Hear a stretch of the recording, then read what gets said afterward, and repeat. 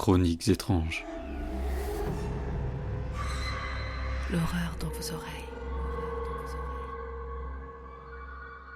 Le port des écouteurs est fortement conseillé.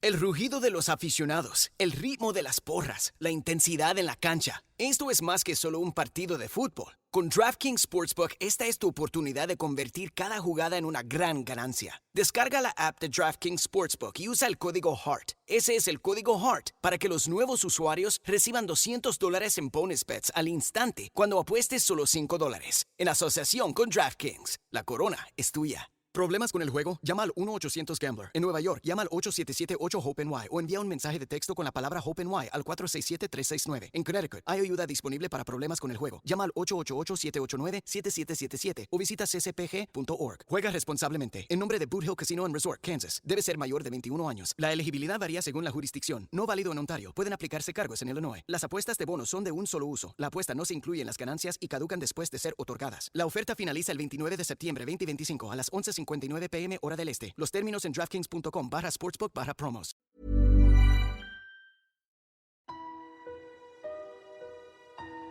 J'espère que vous avez vos meilleurs écouteurs, parce qu'aujourd'hui je vous raconte 3 longues histoires d'horreur, pensées pour être les plus immersives possibles. Si vous ne souhaitez en écouter qu'une, vous trouverez les timecodes sur lesquels vous rendre en description. Mais si vous restez jusqu'au bout, ce que je vous conseille vivement, vous voyagerez à travers 3 atmosphères bien différentes, mais toutes aussi inquiétantes, chacune à sa manière. Pour les habitués de la chaîne, vous les connaissez déjà, mais elles ont été retravaillées, et surtout, elles ne sont plus découpées en plusieurs parties. Cette fois, vous pouvez les écouter d'une traite. Nous commencerons par le marionnettiste, l'histoire d'une simple exploration d'une maison abandonnée qui va prendre une tournure inattendue. Puis viendra l'attrape-rêve, l'histoire d'une maison isolée, et d'une découverte qui n'aurait sans doute jamais dû être faite. Enfin, la dernière histoire, les fantômes du passé, fera prendre vie à une histoire du 19e siècle dans un manoir, transmise de bouche à oreille des décennies durant. Installez-vous confortablement, éteignez la lumière et laissez-vous emporter par la première histoire.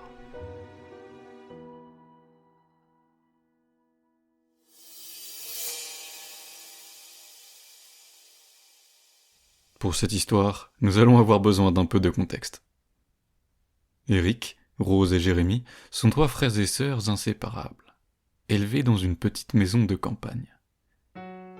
Eric, l'aîné de la fratrie, a 14 ans. Tenant son rôle très à cœur, il veille toujours sur son petit frère et sa petite sœur. Il protège Rose, la traitant d'ailleurs comme une véritable princesse, et Jérémy, son petit frère rêveur, qu'il guide dans toutes ses aventures. Pourtant, Rose ne se considère pas comme une princesse. Du haut de ses 12 ans, elle est plutôt la casse-cou de la fratrie. Grandir entre 2 garçons l'a endurcie, et elle a appris à jouer à leur jeu, à grimper aux arbres et à s'aventurer là où ils n'auraient jamais osé seuls.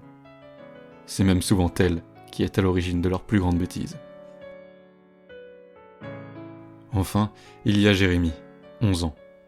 Il est le plus rêveur du trio. Depuis qu'il est petit, il nourrit un seul et unique rêve. Un rêve que chaque petit garçon a eu au moins une fois dans sa vie. Devenir astronaute. Ses journées sont ponctuées d'histoires d'étoiles et de missions spatiales qu'il raconte inlassablement à son frère et sa sœur. Ils vivent dans un petit village reculé, nommé Etenoiram, un endroit modeste, bordé de vastes champs et de forêts épaisses. Le village ne se compose que d'une longue allée, entourée de maisons rustiques, et les distractions sont rares. Alors pour s'occuper, il faut parfois innover. Surtout à cet âge-là, vous vous en doutez. Et ce jour-là, Rose avait eu une idée. Une idée qui, comme toujours, allait les mener plus loin que prévu. Bon, les gars, ça vous dirait de faire un tour dans la maison flippante ? Mais t'es folle ou quoi, Rose ? On va pas là-bas. Les parents ne veulent pas qu'on s'éloigne trop de la maison, de toute façon. Rétorqua Eric. Leurs parents avaient été clairs. Ne pas sortir du village. Ils avaient le droit de jouer dans le jardin, de se balader à vélo dans le village, mais jamais sans en sortir. Arrête de faire ta flippette, on n'a plus 4 ans, hein ? Cette fameuse maison flippante. C'était la seule maison du coin à être complètement abandonnée. Elle se trouvait à près de 2 kilomètres du village, à la lisière de la forêt. À plusieurs reprises, ils avaient enfreint les règles de leurs parents pour s'en approcher, observant de loin ses fenêtres barricadées et sa porte close. Ils avaient fini par la surnommer la maison flippante. Mais jamais ils n'avaient osé aller plus loin, jusqu'à aujourd'hui. Après de longues minutes à jouer avec les nerfs de son frère aîné, Rose finit par le convaincre. Bon, d'accord. Mais on y va, on jette un coup d'œil, et on revient tout de suite. Promis? Promis, chef. Jérémy, de son côté, était déjà à moitié convaincu. L'idée d'explorer une maison abandonnée excitait autant qu'elle terrifiait. Vous êtes sûr que c'est une bonne idée? Mais il n'eut pas le temps de protester davantage. Rose et Eric enfourchaient déjà leur vélo. Ne voulant pas être laissés seuls derrière, il prit le sien en soupirant.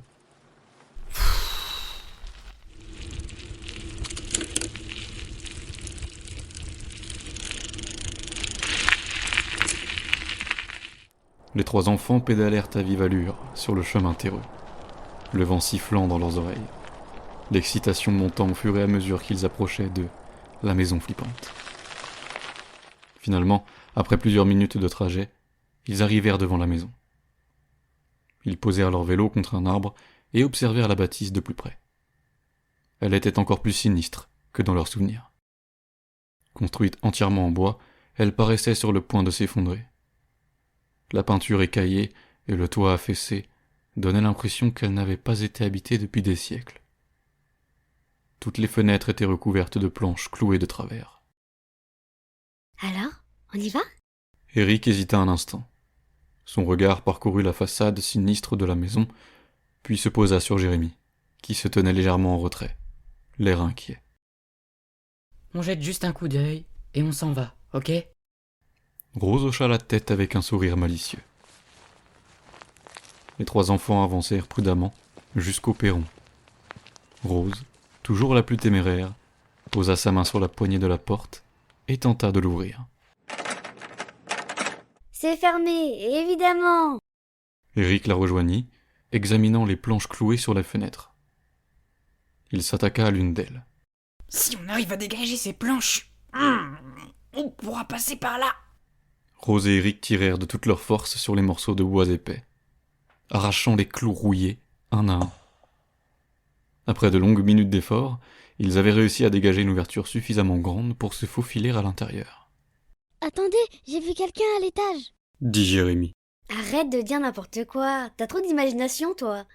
T'as vu l'état de la baraque? C'est pas comme ça que tu nous feras changer d'avis.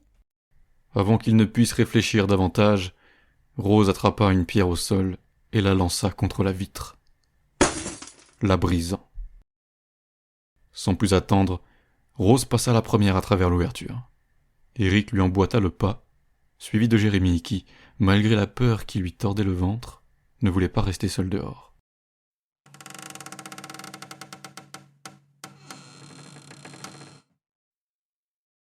Une fois à l'intérieur, le silence était oppressant.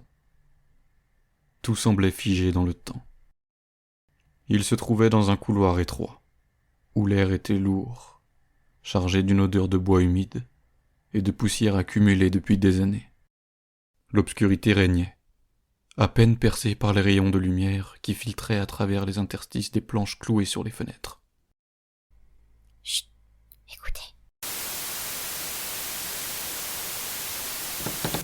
Les 3 enfants avancèrent lentement, suivant le bourdonnement sourd qui semblait émaner d'une pièce voisine. Lorsqu'ils pénétrèrent dans ce qui semblait être le salon, leurs regards se posèrent immédiatement sur une vieille télévision poussiéreuse, trônant au centre de la pièce. Elle était allumée. L'écran affichait une image brouillée, des formes vagues qui semblaient danser. Eric fit un pas en arrière, le regard fixé sur la télévision. Juste devant celle-ci, sur le canapé, se tenait un pantin de bois. Il était grand, au moins de la taille d'un enfant de 10 ans.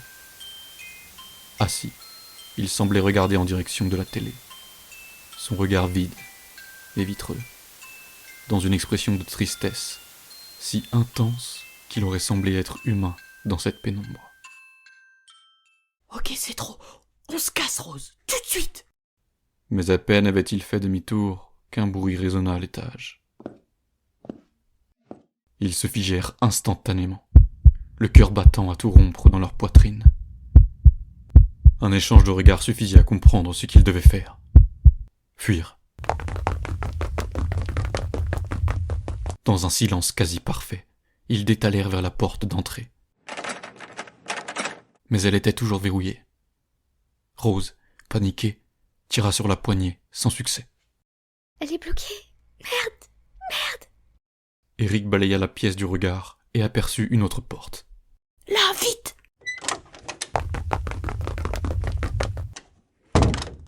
Ils se précipitèrent à l'intérieur de la pièce sombre et refermèrent la porte derrière eux.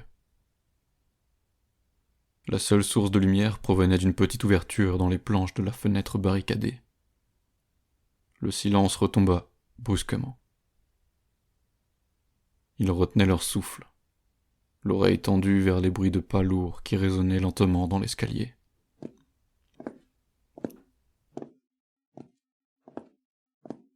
Ils s'étaient réfugiés dans ce qui semblait être une ancienne salle à manger. Mais l'atmosphère était étrange. Leurs yeux commencèrent à s'habituer à l'obscurité. Et ce qu'ils découvrirent figea Rose sur place. Dissimulés sous de vieux draps blancs, une dizaine de formes se tenaient immobiles dans la pièce. Des formes à hauteur d'homme. Rose s'approcha lentement, le souffle court, et tendit la main vers l'un des draps. Non, Rose, touche à rien. Mais c'était trop tard. Elle tira sur le drap d'un coup sec, révélant un mannequin de bois, assis sur une chaise. Il avait le regard figé, sa tête peinte grossièrement en blanc. Ses mains et ses pieds étaient attachés à des ficelles qui pendaient au plafond. Soudain, un bruit émanant d'un autre drap les fit tous sursauter. Pitié, aidez-moi. Une voix, faible, tremblante. Eric prit son courage à deux mains et avança vers l'origine du bruit. Il arracha violemment le drap, révélant une scène d'horreur. Un enfant, pâle et tremblant, était assis sur une chaise. Son visage blanchi par une peinture grossière était marqué par la terreur. Il n'avait plus de paupières, comme si elles avaient été découpées. Ses yeux révulsés étaient pointés sur ceux d'Eric, qui eut l'impression que son cœur allait sortir de sa poitrine. Ses poignets et ses chevilles, attachés lui aussi à des fils, étaient en sang. La porte s'ouvrit lentement. Les enfants, complètement horrifiés, regardèrent dans sa direction. Une silhouette gigantesque apparut. Une forme si grande qu'elle emplissait toute la largeur de la porte. La silhouette, qui paraissait trop grande pour être humaine, baissa lentement la tête pour entrer dans la pièce. En avançant, la silhouette laissa place à ce qui semblait être un monstre. Un homme, démesurément grand. Il devait faire dans les 2,30 m ou 2,40 m. La lumière, permettant désormais d'entrevoir son visage, révéla un visage gorgé d'une haine profonde. Son souffle semblait être celui d'un ours. Il leva sa main, qui semblait faire 2 fois la tête d'un humain normal, en grognant. Puis il attrapa la tête d'Eric et leva le pauvre garçon sans aucune difficulté, en poussant un cri de rage terrifiant. Partez. Marmonna Eric. Le géant jeta Eric contre le mur avec une force inhumaine. Un bruit sourd résonna lorsque la tête du garçon s'explosa contre le bois. Rose, sous le choc, attrapa la main de Jérémie et le tira en arrière. Sans se retourner, ils coururent à toute vitesse hors de la pièce. Ils sautèrent dans le même interstice par lequel ils étaient entrés et s'enfuirent en courant.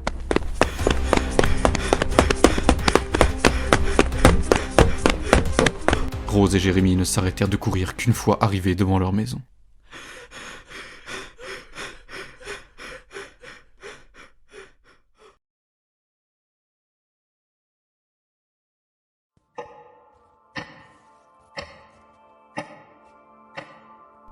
« 20 ans ont passé depuis cette nuit fatidique. 20 années où Rose et Jérémie ont tenté de vivre avec le poids de ce qu'ils avaient vu. Après leur fuite, leurs parents avaient immédiatement contacté la police. Pourtant, personne ne leur avait jamais dit ce qui avait été retrouvé dans la maison. Tout ce qu'ils savaient, c'est que l'inconnu avait eu le temps de disparaître avant l'arrivée des forces de l'ordre. L'affaire n'était même pas parue dans les journaux, car le maire d'Etenoiram avait étouffé l'affaire pour on ne sait quelle raison. Les parents de Rose et Jérémie ne s'étaient jamais remis de cette histoire. La peur, la culpabilité et l'incompréhension avaient rongé leur foyer jusqu'à les pousser à vendre leur maison et à déménager loin, très loin. Mais eux, les survivants, avaient dû continuer. Devinez quoi ? Contre toute attente, Eric avait survécu. Malgré ses blessures, il avait fini par s'en remettre physiquement. Aujourd'hui, il était mécanicien, vivant à des centaines de kilomètres de cette maudite maison, essayant d'enterrer les souvenirs. Jérémie, lui, avait réussi à concrétiser son rêve d'enfant. Il était devenu astronaute. Marié, père d'un petit garçon de 8 ans, il menait une vie parfaite. Dans une semaine, il réaliserait son rêve ultime, partir pour sa première mission spatiale. Il avait même pu se payer la voiture de ses rêves, une BMW bleue. Jérémie a magnifiquement su rebondir de son drame familial. Les deux frères n'avaient jamais été aussi soudés. Quant à Rose, elle, c'était une autre histoire. Incapable de tourner la page et rongée par la culpabilité, elle avait pris une décision incompréhensible pour tous. Elle avait racheté la maison flippante. Rose était retournée là où tout avait commencé.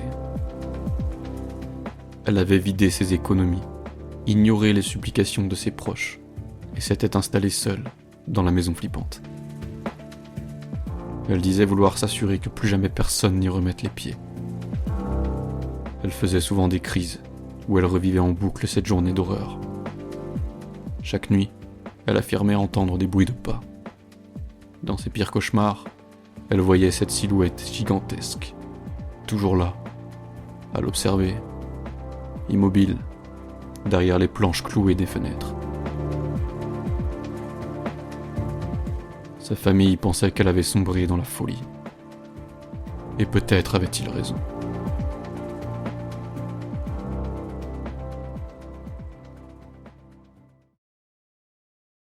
Un soir, alors que Jérémie rentrait d'une longue journée d'entraînement, son téléphone vibra sur la table basse.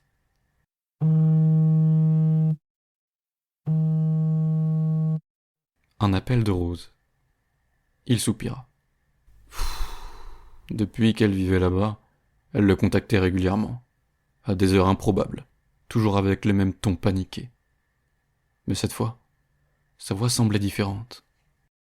Jérémie, il est là. Il est là, je t'en supplie, viens vite. Puis, plus rien. Jérémie resta un moment figé, fixant l'écran de son téléphone. Encore une crise d'hystérie. Ses parents étaient en vacances. Il était le seul à pouvoir intervenir. Il passa une main dans ses cheveux et grogna. Mais pourquoi elle refuse de la faire interner ? Malgré sa lassitude, il enfila son blouson, envoya un message rapide à Eric pour lui demander de le rejoindre là-bas, et prit la route.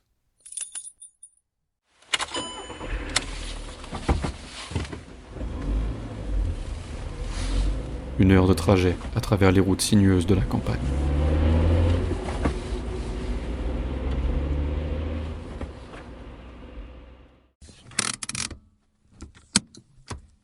Jérémie gara sa voiture devant la maison. Elle était là, toujours aussi sinistre, rongée par le temps Pourquoi elle s'inflige ça? Sans déconner. Il entra, sans même sonner. En entrant, la maison était d'un calme platonique. Il avança. Des souvenirs l'assaillirent instantanément. Son regard se posa sur le tableau accroché à sa droite dans le couloir. Mais sur ce tableau, c'était sa femme, peinte à la manière des tableaux du 19e siècle, dans une robe de l'époque. Non mais c'est quoi ça? Rose! Sa voix résonna dans toute la maison. Sa sœur lui sauta dessus comme si elle était apparue de nulle part. Non mais ça va pas. Tais-toi, il va nous entendre. Rose, viens, je vais te coucher. On va faire le tour de la maison et tu verras qu'il n'y a rien à craindre.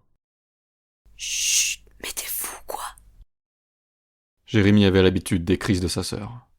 Il la prit d'une poigne douce par le bras et monta doucement l'escalier. Il entra dans la chambre. Et là, un second point le perturba. Au pied du lit se tenait un tas de jouets, dont une réplique exacte de la BMW bleue qu'il s'était achetée. Étrange coïncidence, mais il ne dit rien. Allez, couche-toi, Rose, s'il te plaît. Sa sœur tremblait comme une feuille et semblait terrifiée. Chut. Jérémie haussa le ton. Rose, c'est dans ta tête tout ça, s'il te plaît. Il faut surtout pas qu'on parle, sinon il va nous tuer. Il tourna la tête et vit son frère Eric, assis sur la chaise dans le coin de la pièce. Son visage, à peine éclairé par le peu de lumière venant de la fenêtre, qui semblait d'ailleurs être de plus en plus faible, comme si la nuit tombait très rapidement. Il arriva cependant à discerner un regard vide et sans âme sur le visage d'Eric, fixant le sol. Ah bah tu es finalement arrivé avant moi. Un peu d'aide ne serait pas de refus, grand frère. À peine Jérémie avait-il tourné son regard en direction de sa sœur, qu'il la vit quitter le sol. Elle garda la bouche fermée, comme pour étouffer ses sanglots. Elle semblait s'envoler. Elle était maintenant à au moins 70 cm du sol. Son corps formait désormais une croix, les bras tendus de part et d'autre de son corps. On aurait dit qu'une force invisible la soulevait par les poignets et les chevilles. Jérémie était pétrifié par la scène. Il ne bougeait plus. Qu'était-il en train de se passer ? Tout à coup, sa sœur se mit à danser de manière totalement désarticulée, flottant dans les airs, à la manière d'une marionnette. Je t'en supplie, réveille-toi. Accepte la vérité. Sa sœur semblait s'être pris un coup par une entité invisible. Petit à petit, Jérémie vit comme une ombre se former derrière sa sœur. Cette ombre devint une silhouette, imposante, gigantesque. Il entendit ensuite des grognements, tels celles d'une bête affamée.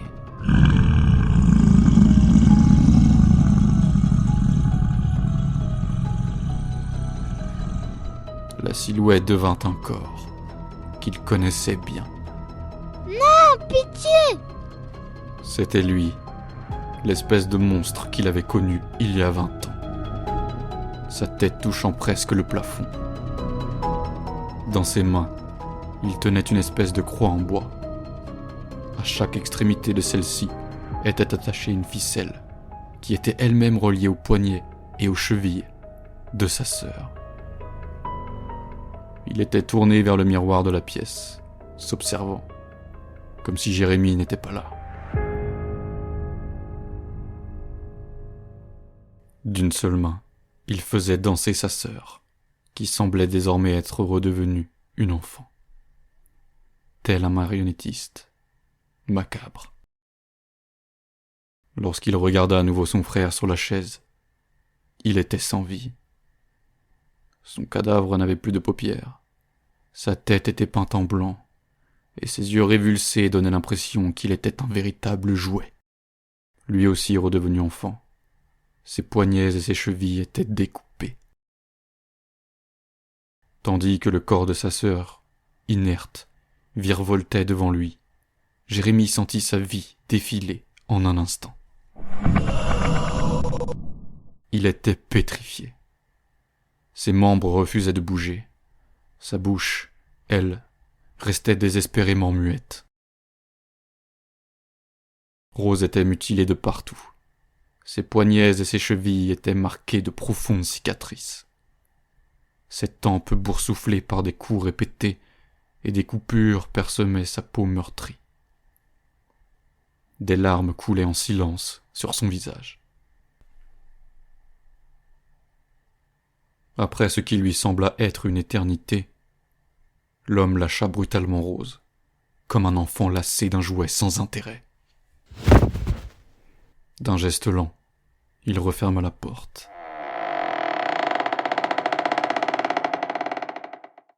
La poignée grinçant sous la pression de son index et de son pouce gigantesque. Enfin, t'es revenu.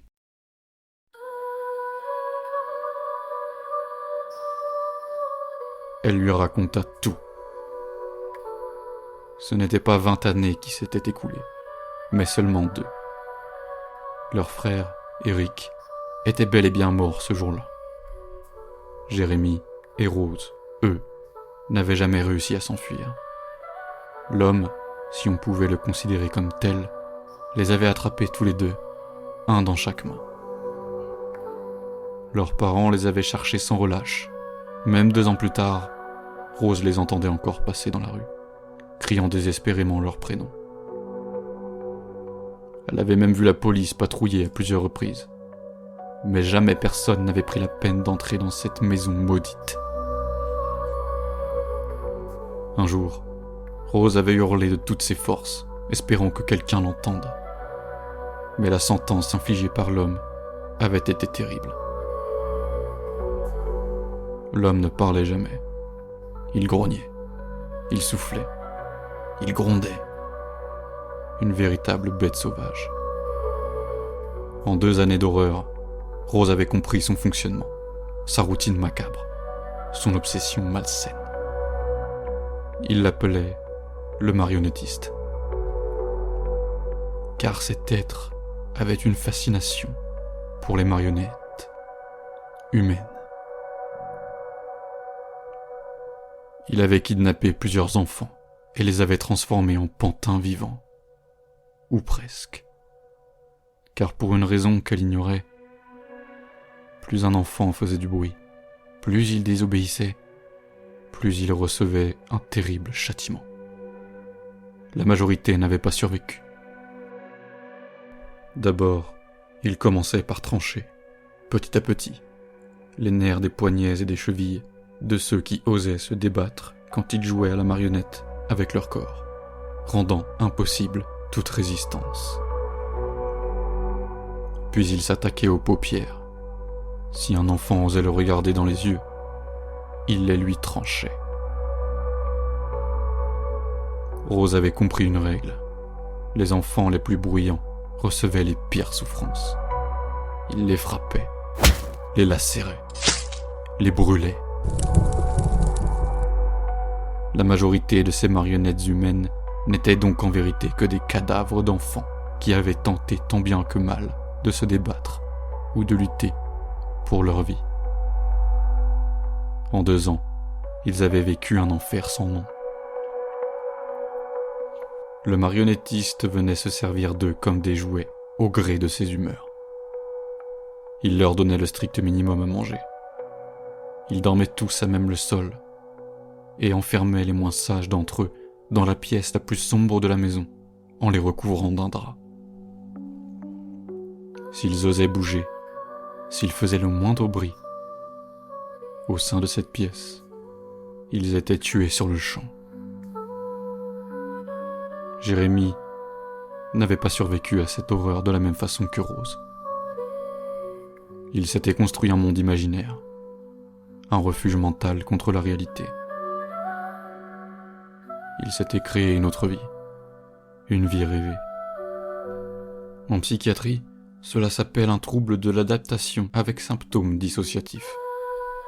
Lorsque l'esprit humain subit un stress prolongé, il peut développer des mécanismes de défense, se réfugiant dans une illusion plus agréable pour se protéger d'un traumatisme. Ainsi, sa voiture de rêve n'était en réalité qu'un vieux jouet poussiéreux retrouvé dans un coin de la maison. Sa femme, une simple peinture oubliée, accrochée à travers un mur décrépit. Quant à son fils, il n'était qu'une photo d'un enfant disparu, découpée dans un journal abandonné sur une table bancale. Tout n'avait été qu'illusion, et la vérité venait enfin de le rattraper.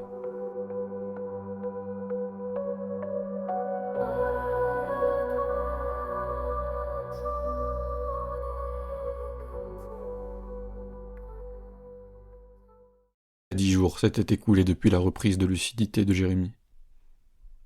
Enfin, à peu près. À vrai dire, tous les enfants avaient perdu la notion du temps. Il n'y avait plus qu'une seule question qui obsédait Jérémie. Comment sortir de cet enfer ? S'échapper par la fenêtre ? Impossible. Chacune d'entre elles était fermée et barricadée de l'extérieur avec des épais bouts de bois. Sortir par la porte d'entrée peut-être ? Non plus.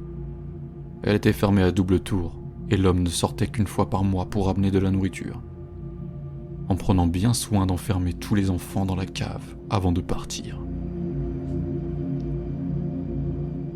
Casser les murs de bois de la maison pour sortir ? Inenvisageable. La moindre mouche qui volait pouvait réveiller le marionnettiste, qui se mettrait dans une rage folle. Il n'était plus que 4 en vie, Jérémie et Rose compris. Tous mutilés, épuisés et à bout de force. Une rébellion n'était pas non plus une option. Alors quelle option leur restait-il ? Leurs poignets et chevilles saignaient, attachés en permanence aux sinistres croix de bois par d'épaisses ficelles incrustées dans leur chair, à force d'être soulevés tels des pantins. Jérémie avait essayé de mordre ses liens pendant des heures, sans succès. Ils étaient trop résistants. C'est alors que lui vint une idée. Il avait remarqué un détail troublant. Certains des enfants, ceux qui étaient morts depuis des semaines, continuaient d'être manipulés par une marionnettiste. Leur corps, froid et sans vie, était toujours assis à la même place, sur des chaises dans la chambre à l'étage, où se tenait d'ailleurs le cadavre de son frère, qui commençait à se décomposer à vive allure. Les enfants encore en vie ne venaient que rarement dans cette pièce. Et pour cause, l'odeur était nauséabonde. Mais c'est ici, dans cette pièce, que le marionnettiste s'adonnait à sa pratique malsaine. Si lorsqu'il montait dans la chambre, il manquait un seul de ses pantins, vivant ou mort, il se mettait dans une rage folle et fouillait la maison de fond en comble pour punir celui qui avait osé bouger. Les enfants le savaient. Quand les pas du monstre dans les escaliers résonnaient dans la maison, il fallait se précipiter dans cette pièce pour s'y trouver quand il entrait. Et si... Jérémie chuchota son idée aux autres enfants. C'était leur seule chance. Un plan risqué, mais il valait mieux tenter l'impossible que de vivre ici pour l'éternité.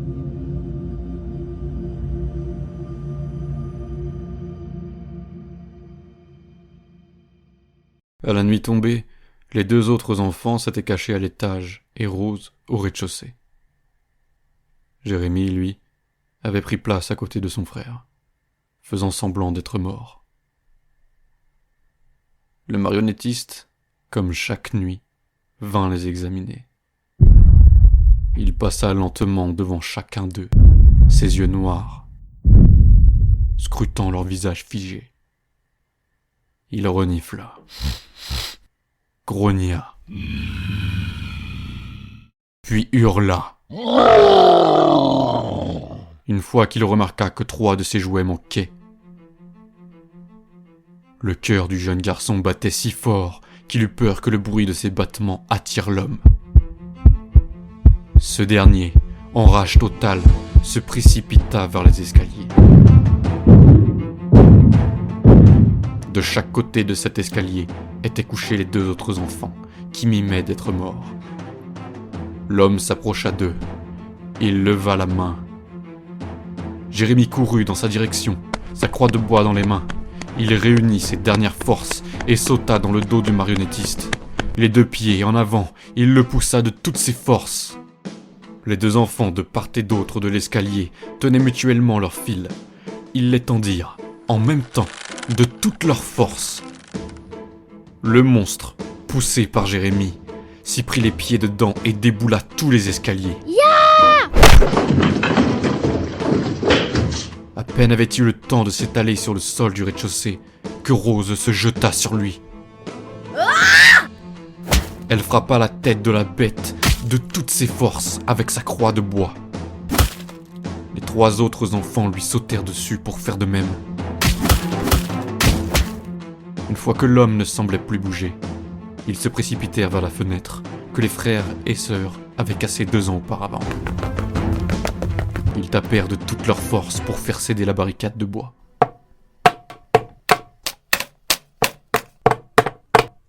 Deux morceaux se cassèrent.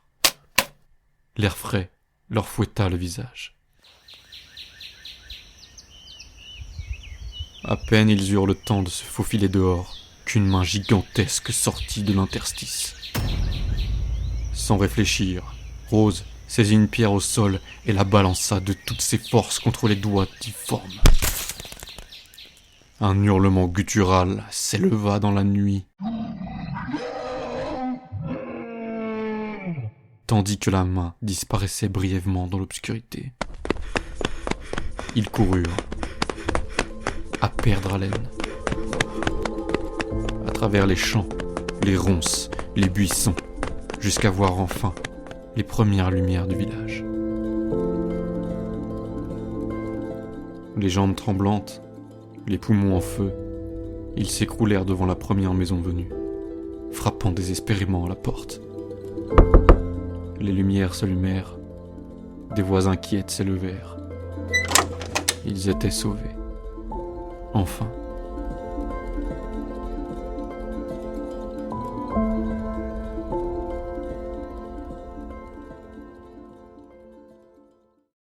Après un long séjour à l'hôpital, il était temps pour Rose et Jérémie de retrouver le confort de leur foyer et faire une croix sur toutes ces atrocités. Ça y est, ils étaient enfin chez eux. Jérémie monta à l'étage et, mort de fatigue, il s'assoupit dans son lit douillet.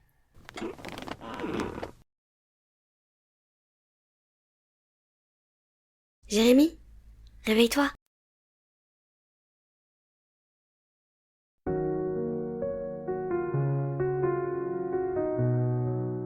Si cette histoire nous apprend quelque chose, c'est qu'on passe notre vie à chercher à briser nos chaînes, à fuir ce qui nous hante et à nier ce qui nous freine. Mais peut-on vraiment se libérer d'un fardeau qu'on refuse de voir ? Forcé de fuir, on finit par s'égarer dans un monde illusoire. Car au final, porter sa croix, affronter ses peurs, c'est le seul moyen d'échapper aux véritables horreurs.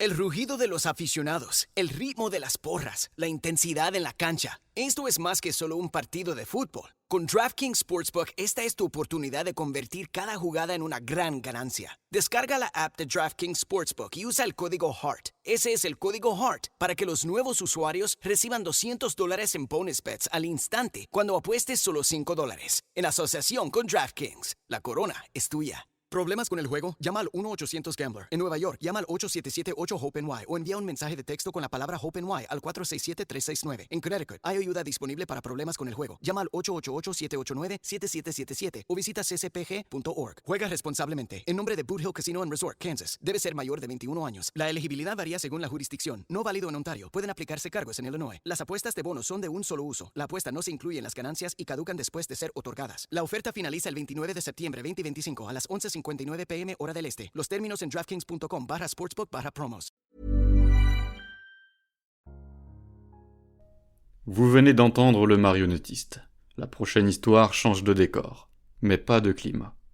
Dans une maison isolée, un nouveau propriétaire va découvrir que sa maison renferme un secret que personne ne pourrait croire. Voici la trappe-rêve.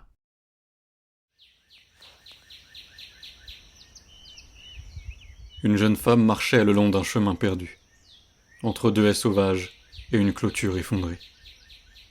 Elle se baladait souvent par ici, pour ce calme, pour ce silence.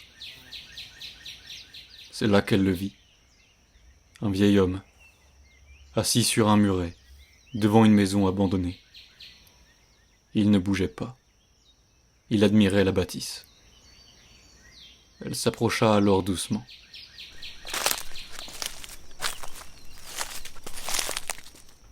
Excusez-moi, monsieur. Vous allez bien? Vous êtes perdu? Il ne répondit pas. Il pleurait. Elle hésita, puis, pris d'empathie, elle s'assit à ses côtés sur le vieux muret. Dis donc, que faites-vous si loin de tout?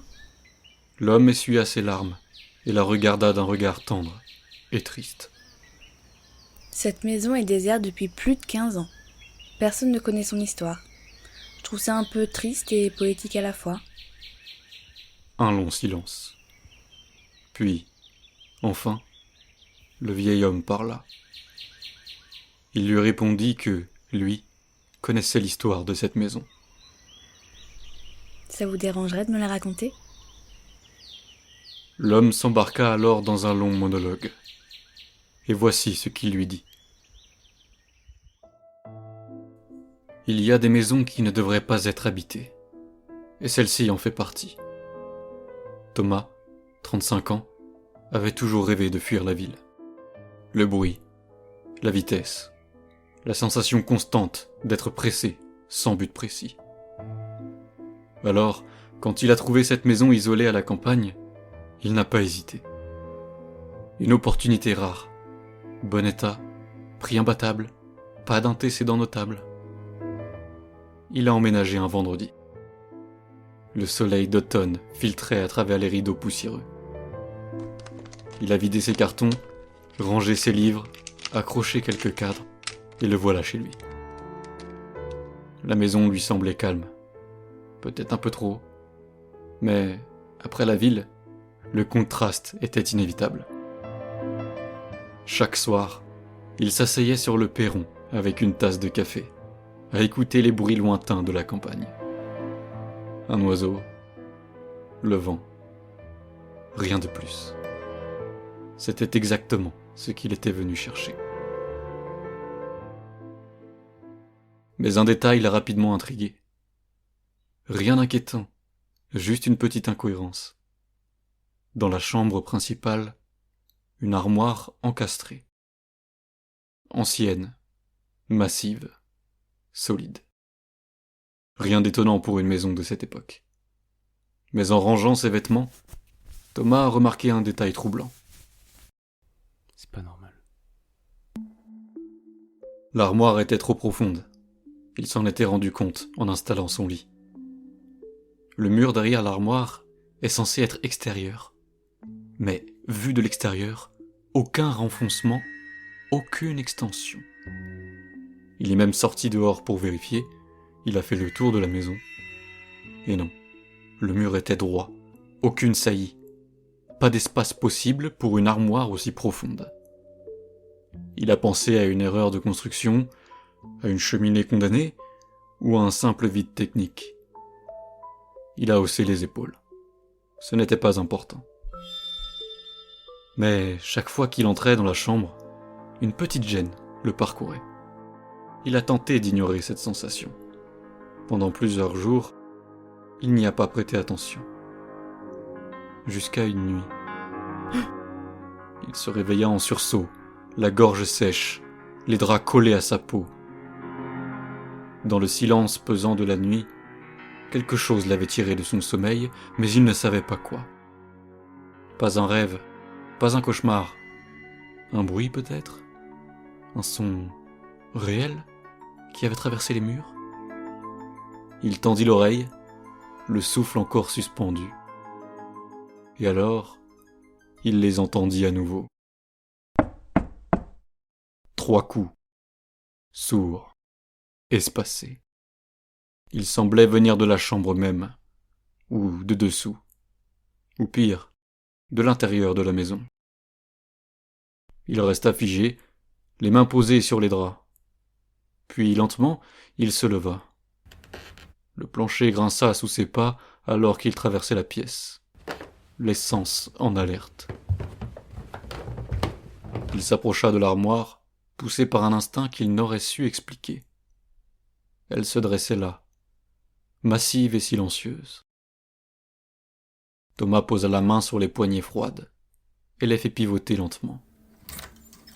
Un léger grincement accompagna l'ouverture des portes. Rien de visible à première vue. Des étagères vides, un fond en bois sombre, irrégulier. Il s'agenouilla et approcha ses mains du fond de l'armoire. Sous ses doigts, le bois était froid, légèrement bombé. Et puis, il sentit quelque chose. Une ligne, fine, presque imperceptible. Une séparation dans le bois qu'on ne voyait pas à l'œil nu, mais que la pulpe de ses doigts reconnaissait. Il resta un instant figé, le cœur plus rapide. Puis il se releva et partit chercher un tournevis dans la cuisine.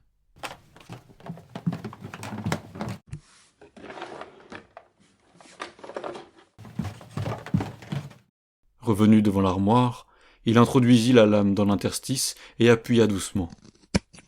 Un craquement discret, étouffé, résonna dans le mur. Le panneau se souleva d'1 centimètre, dévoilant dans l'ombre une ouverture noire. Un souffle glacé en jaillit aussitôt, soulevant un léger nuage de poussière. Il recula d'1 pas. Derrière l'armoire, dissimulée depuis toujours, une trappe venait d'apparaître. Il est resté un moment à fixer le fond de l'armoire, sans bouger. Puis à refermer doucement les portes de l'armoire. Et retourner se coucher. Mais le sommeil n'est pas venu. Je pense qu'on peut le comprendre.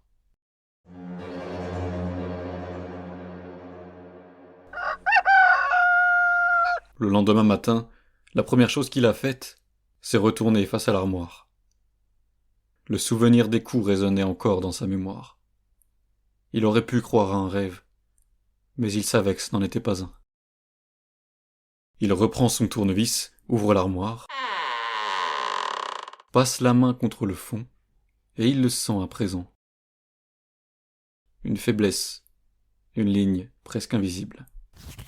Il insère à nouveau le tournevis et force. Il l'ouvre à nouveau lentement. Thomas hésite. Cet idiot, ce n'est qu'un accès oublié. Peut-être un vieux cellier ou une cave. Mais quelque chose l'empêche d'agir immédiatement. Une part de lui, sourde et instinctive, lui souffle que ce genre de découverte ne mène jamais à rien de bon. Mais la curiosité est plus forte. Il éclaire l'intérieur avec son téléphone, et l'écran peine à percer l'obscurité. Un escalier de pierre descend dans le noir. Un escalier qui semble si profond que la lumière ne permet pas d'éclairer jusqu'où il mène. Tout ce qu'il voit, ce sont des marches. L'air y est plus froid, chargé d'une odeur de terre humide et de pierre ancienne. Il tend l'oreille. Rien. Pas un son. Pas même un écho. Son instinct lui crie de refermer la trappe et de l'oublier. Mais ce n'est pas comme ça qu'il fonctionne. Il prend une lampe torche, inspire profondément et descend. Les marches sont irrégulières, usées par le temps. Elles descendent en ligne droite, sans rambarde, s'enfonçant dans la pénombre. Au bout d'une dizaine de marches, il s'arrête.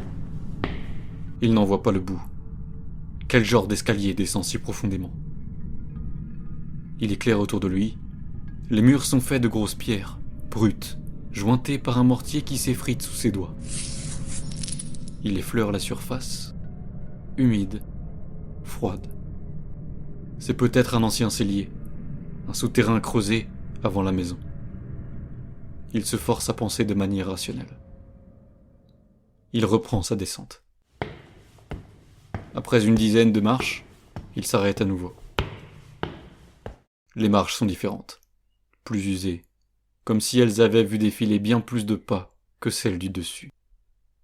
Un courant d'air glacial passe sur sa nuque.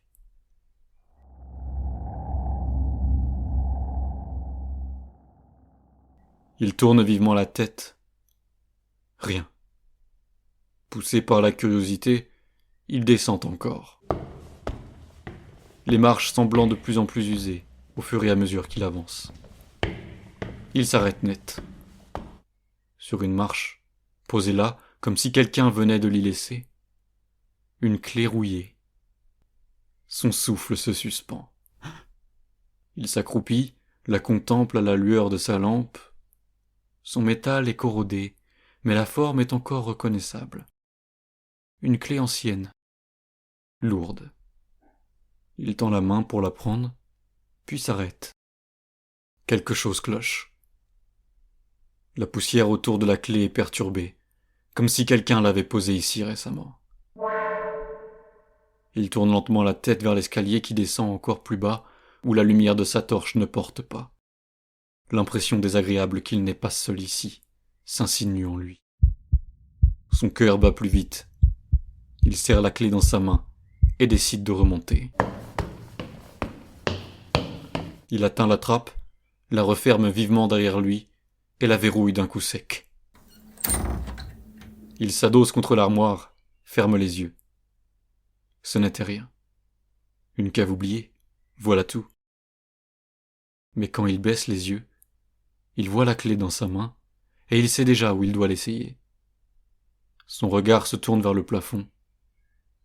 Le grenier.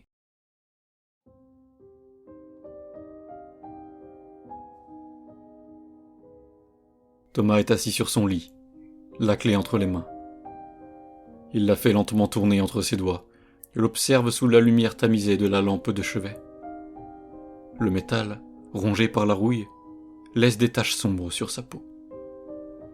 Elle semble à la fois ancienne et étrangement à sa place ici. Il se lève, traverse le couloir dans le calme de la nuit, sans allumer la moindre lumière. Ses pas sont étouffés sur le plancher, le bois craque par endroits. Il s'arrête sous la trappe du grenier. Depuis son emménagement, il ne l'a jamais ouverte. Il n'en a jamais ressenti le besoin. Ce soir, pourtant, c'est différent. Il prend un tabouret, grimpe dessus et enfonce la clé. Il le savait. Il tire alors la corde, l'échelle descend dans un grincement métallique. Un souffle d'air sec l'effleure, chargé de poussière et d'un parfum presque imperceptible de renfermé.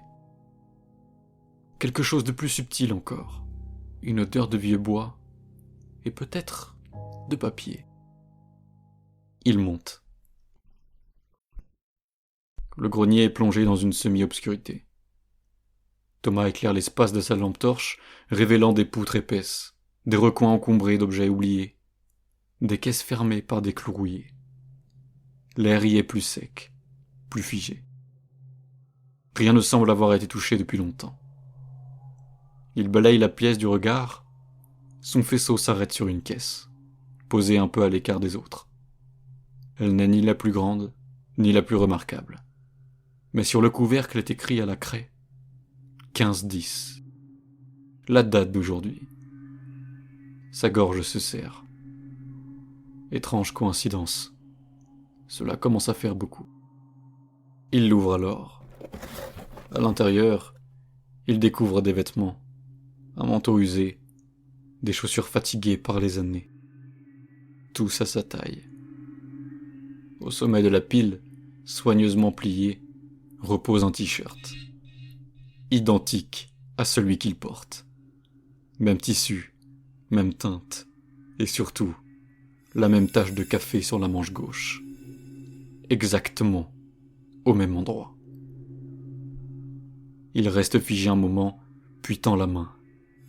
Le tissu est rêche, comme s'il avait été porté, puis lavé des dizaines de fois.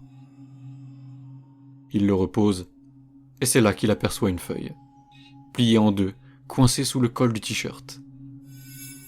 Il la déplie. C'est en bas que tu trouveras la vérité. Pas de signature, pas de menace, juste une phrase, directe, désarmante. Il referme la boîte, mais son regard est attiré par un autre objet, dans un coin du grenier. Un miroir, adossé au mur, fendu dans un angle. La poussière ternit le verre, mais il distingue tout de même son reflet. Il se lève et se cogne violemment contre une poutre en se relevant. Le choc le trouble un peu et voit quelque peu flou. Mais curieux, il s'approche de ce miroir.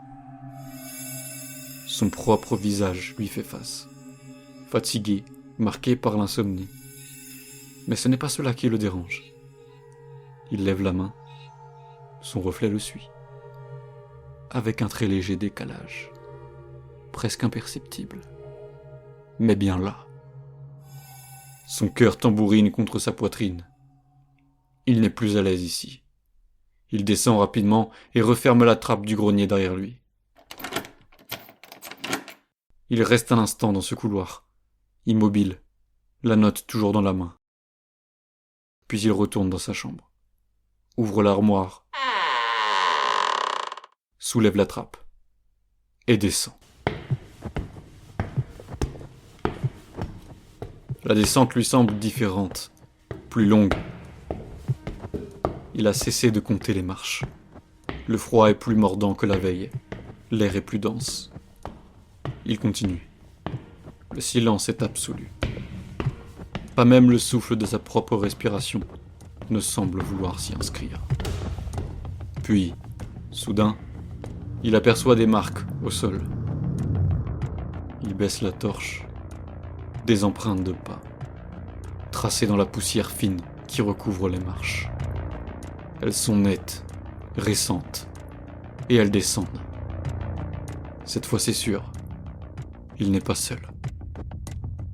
Il remarque que la semelle a une forme familière, presque trop familière. Il suit leur tracé un instant du regard, et puis il lève les yeux. L'escalier descend toujours, encore. Et lorsqu'il se retourne, il ne voit plus la trappe. Rien que l'obscurité, compacte et englobante. Il reste figé. La peur monte. Pas une peur panique, mais plus instinctive. Il serre la clé dans sa main. Toutes ces bizarreries qui lui arrivent. Il doit comprendre. Il ne peut pas s'arrêter là. Thomas descend encore, plus profondément que les fois précédentes. Les marches semblent se répéter sans fin, toutes semblables, mais étrangement usées, comme si des générations entières les avaient foulées avant lui. Il ne sait plus depuis combien de temps il descend. Peut-être des minutes, peut-être des heures, peut-être plus. Stressé, il a du mal à respirer correctement. Le froid s'est intensifié. Sa lampe éclaire à peine plus loin que ses pieds. La lumière se rétrécit à mesure qu'il progresse, comme si elle était absorbée par l'obscurité elle-même. Et puis, il s'arrête. Devant lui, l'escalier semble toucher à sa fin. Enfin. La dernière marche, usée, creusée au centre, est plus large que les autres. Elle donne sur un espace indistinct, une sorte de palier ou d'ouverture plus vaste. Mais il n'en est pas sûr. car la lumière n'atteint pas complètement cette zone. Thomas avance d'un pas. Son regard est attiré vers le sol. Il y a quelque chose, gravé dans la pierre, presque effacé par le temps. Il s'agenouille, éclaire la surface. C'est un symbole. Un cercle, fendu par un escalier stylisé. 2 silhouettes minuscules, gravées de part et d'autre. L'une descend, l'autre monte. Thomas fronce les sourcils. Il passe les doigts sur la gravure. La pierre est glacée. Il relève la tête et là, dans la pénombre, quelque chose bouge. Juste devant lui. Une silhouette se tient dans l'obscurité, à peine visible. Elle semble debout, immobile, humaine peut-être, mais il ne parvient pas complètement à distinguer son visage. Il lève lentement la lampe, le faisceau tremble, la silhouette aussi. La silhouette se tient debout, à la lisière du faisceau de sa lampe, là où la lumière s'épuise dans l'obscurité. Elle ne dit rien, ne fait aucun bruit. Mais Thomas sent immédiatement que quelque chose ne va pas. Le simple fait de l'apercevoir suffit à figer l'air autour de lui. Que fait cette chose ici? Comment est-elle arrivée là? Depuis combien de temps y est-elle? Trop de questions se bousculent dans sa tête. L'ombre semble humaine, mais sa posture, qu'il distingue à peine, est étrange.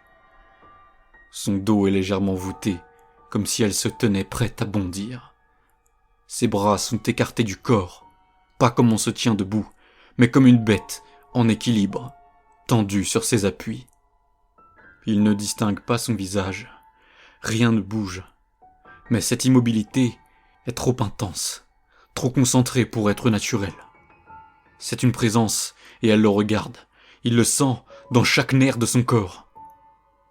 Thomas reste figé, son cœur cogne plus vite dans sa poitrine. Il resserre sa prise sur sa lampe qui vacille légèrement sous le tremblement de sa main. Et, soudain, dans l'épaisseur du silence, il perçoit un bruit. D'abord imperceptible, un léger raclement, un souffle rauque, comme si quelque chose venait de s'animer. Puis un mouvement, lent, dérangeant. La silhouette avance d'un pas. Pas brusquement, mais avec une lenteur contrôlée, comme si elle testait la distance, ou qu'elle savourait sa propre menace. C'est ce pas-là, ce simple décalage, et cette ambiance qui fait tout basculer. Un vertige s'empare de Thomas. Il sent la panique monter comme une marée glacée le long de son dos. Sans réfléchir, il se retourne et s'élance dans les marches. L'escalier lui semble soudain plus long, plus étroit, comme si chaque marche freinait ses mouvements, comme si le couloir lui-même tentait de le retenir. Il grimpe, les jambes tendues par l'effort, la gorge brûlante, la lampe instable dans sa main. Derrière lui, il entend des pas. Peu importe ce que c'est, ça le suit. Mais il n'ose pas se retourner. Une peur viscérale l'en empêche. Alors il continue de monter, plus vite encore. Il court, encore et encore. Le sommet n'arrive pas. La lumière semble se retirer. Puis, enfin, un panneau de bois au-dessus de lui. La trappe, elle est là. Il accélère une dernière fois, tend la main, l'ouvre dans un geste désespéré, se hisse hors de l'armoire et referme brutalement derrière lui. Il reste au sol, le souffle court, la tête penchée, le cœur cognant contre sa poitrine. Et lorsqu'il relève enfin les yeux, il comprend immédiatement que ce n'est plus exactement la même chambre. Thomas reste un moment immobile, assis sur le sol, la main crispée sur la poignée de la trappe. La pièce est plongée dans une semi-obscurité étrange, comme si la lumière, en son absence, avait perdu un peu de sa chaleur. Il se relève lentement, s'aidant du mur. Son regard balaye la chambre. Tout est à sa place. Et pourtant, quelque chose a changé. Son lit est défait. Le drap porte un pli différent. Sa veste, qu'il avait laissé sur la chaise repose maintenant sur le rebord de la fenêtre, comme si quelqu'un l'avait déplacé, sans y prêter attention. Sur le bureau, sa tasse de café est encore là, mais elle est vide. Et une fine couche de poussière s'est déposée sur la soucoupe. Il fronce les sourcils. Il l'avait laissée à moitié pleine, quelques minutes plus tôt. Il s'approche lentement, effleure le bois du bureau. Ses doigts laissent une trace nette sur la poussière. Il se redresse, regarde autour de lui. L'air semble figé, comme si la pièce avait vieilli sans lui. Un frisson le parcourt. Il sort dans le couloir. Le miroir au mur renvoie son reflet. Mais là encore, quelque chose le trouble. Ses traits semblent plus tirés, sa barbe un peu plus longue qu'il ne s'en souvenait. Il passe sa main sur sa joue, le contact est rugueux, irrité. Il vérifie sa montre, les aiguilles ont avancé, mais sans logique. La trotteuse saute, ralentit, repart. Elle indique minuit 12. Il regarde l'horloge murale dans le salon. Minuit. Il descend les escaliers, tire le rideau et regarde dehors. La nuit est toujours là, paisible en apparence. Mais le jardin ne l'est plus. L'herbe qu'il avait tondue 2 jours auparavant semble être à hauteur d'épaule. La cabane en bois au fond du terrain est partiellement recouverte de lierre. Et sa voiture, elle n'est plus là. La mousse recouvre la pierre, le sol est intact. Il referme lentement le rideau, remonte vers sa chambre. Quelque chose posé sur la table de chevet l'arrête net. Le journal, plié soigneusement en 2, posé là où il n'y avait rien avant sa descente. Il s'approche, le papier est jauni, le pli est net. L'encre un peu effacée, comme un document vieux de plusieurs années. Il l'ouvre, et son souffle se bloque. Disparition inquiétante, un homme introuvable après avoir emménagé dans une maison isolée. Et en dessous, une photo, la sienne. Mais il ne se souvient pas de ce cliché. Il descend les yeux. 16 octobre. C'est impossible. C'est la date de demain. Il ferme les paupières, inspire profondément, mais la nausée monte malgré tout. Puis, il entend un bruit. Un grincement discret, presque rien, mais suffisant pour le figer sur place. Il avait presque oublié cette présence. Il tend l'oreille, un pas, puis un autre. Il se tourne lentement vers le couloir. Quelqu'un est là, en haut de l'escalier, debout dans l'ombre, immobile. Thomas ne bouge plus.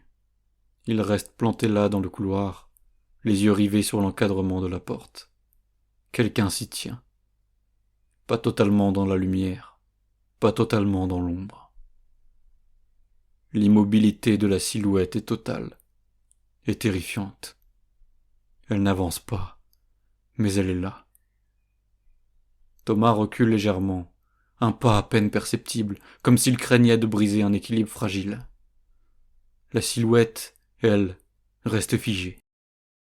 Mais il sent qu'elle l'observe, pas comme on regarde un inconnu, plutôt comme on reconnaît quelque chose. Il recule alors. Les battements de son cœur résonnent dans ses tempes. Il cherche des yeux une issue. Le grenier, l'escalier, trop risqué. Il pivote vers la fenêtre, le souffle court, attrape une chaise, la lance contre la vitre. Sans réfléchir, il enjambe le rebord. L'extérieur, c'est tout ce qu'il veut. Dehors, loin de cette maudite maison. Alors il s'apprête à sauter, mais il entend quelque chose. Thomas? Il n'a dit à personne qu'il habitait ici. Personne ne sait qu'il est là. Alors comment... Sur le mur, juste à côté de la fenêtre qu'il vient de briser, un miroir, fendu et sale, Et dans ce miroir, quelqu'un, juste derrière lui. Un visage qu'il connaît mieux que personne. Il n'a pas besoin de se retourner. Il sait. L'homme s'approche encore. Un souffle glisse contre sa nuque. Lent, chaud, humain. C'est beaucoup trop pour un seul homme. Son cœur bat si fort qu'il a l'impression qu'il va sortir de sa poitrine. C'est alors qu'une voix étrangement identique à la sienne, mais plus rauque, presque usée, l'homme lui dit à l'oreille. C'était le seul moyen. Puis la voix reprend, plus bas, plus calme. Tu n'as qu'à tout recommencer. Il voit l'homme faire demi-tour dans le miroir, s'insérer dans la trappe, puis la refermer.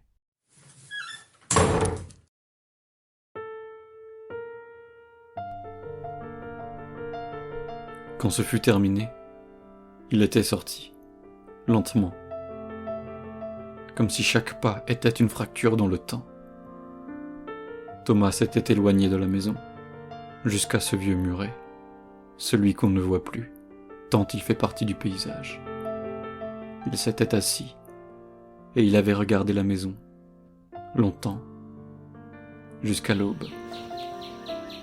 Pensif, torturé. Et quand la jeune fille lui posa ses questions, il avait enfin parlé. Et voilà donc l'histoire de cette maudite maison. Et cette histoire, c'est la mienne. Mais qu'avez-vous vu dans ce miroir? Moi.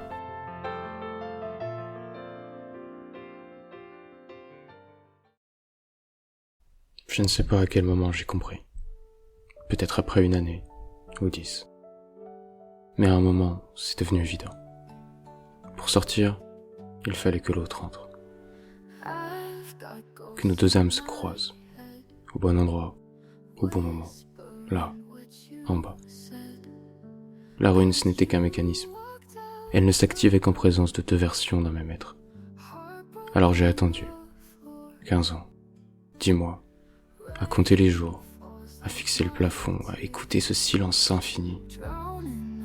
Et le 15 octobre, la trappe est apparue. Alors j'ai su. Il avait eu le temps de se préparer.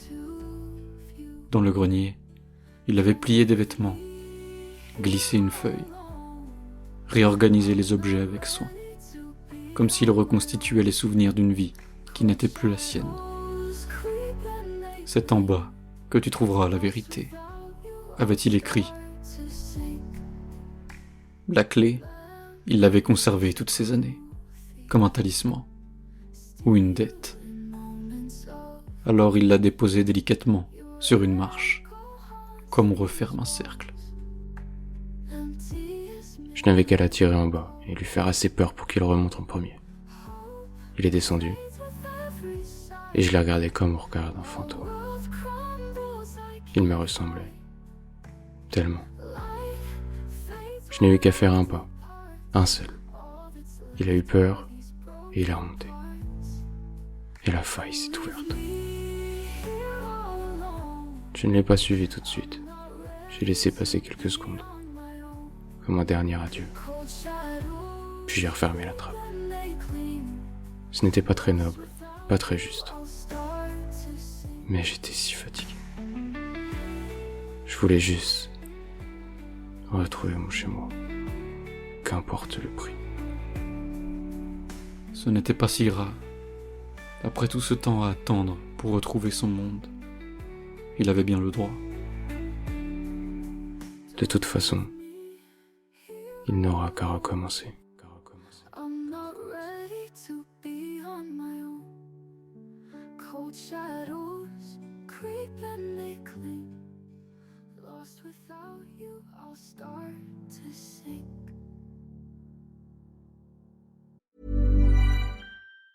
El rugido de los aficionados, el ritmo de las porras, la intensidad en la cancha. Esto es más que solo un partido de fútbol. Con DraftKings Sportsbook, esta es tu oportunidad de convertir cada jugada en una gran ganancia. Descarga la app de DraftKings Sportsbook y usa el código HEART. Ese es el código HEART para que los nuevos usuarios reciban $200 en bonus bets al instante cuando apuestes solo $5. En asociación con DraftKings, la corona es tuya. ¿Problemas con el juego? Llama al 1-800-GAMBLER. En Nueva York, llama al 877-8-HOPE-NY o envía un mensaje de texto con la palabra HOPE-NY al 467-369. En Connecticut, hay ayuda disponible para problemas con el juego. Llama al 888-789-7777 o visita ccpg.org. Juega responsablemente. En nombre de Boot Hill Casino and Resort, Kansas. Debe ser mayor de 21 años. La elegibilidad varía según la jurisdicción. No válido en Ontario. Pueden aplicarse cargos en Illinois. Las apuestas de bonos son de un solo uso. La apuesta no se incluye en las ganancias y caducan después de ser otorgadas. La oferta finaliza el 29 de septiembre 2025 a las 11:59 p.m. hora del este. Los términos en DraftKings.com/sportsbook/promos.